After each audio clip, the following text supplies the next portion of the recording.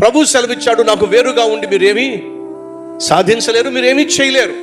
దేవుని తోడు లేకుండా, దేవుని సహవాసం లేకుండా, దేవుని సన్నిధి లేకుండా మన జీవితంలో మనం ఏమీ సాధించలేము.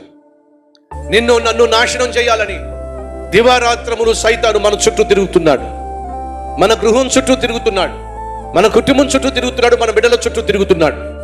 వాడుకున్న ఒకే ఒక ఆశ ఏంటో తెలుసా?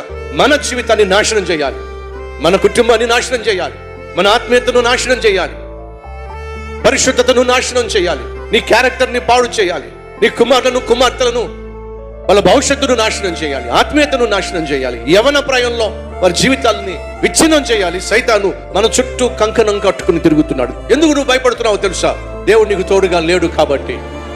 అయ్యా అమ్మా, ప్రతిరోజు సైతాను గాడు ఏదో విధంగా మనకు మనశ్శాంతి లేకుండా చేయడానికి, నెమ్మది లేకుండా చేయడానికి, సంతోషం లేకుండా చేయడానికి ఎవడో ఒక శత్రువుని లేపుతూనే ఉంటాడు.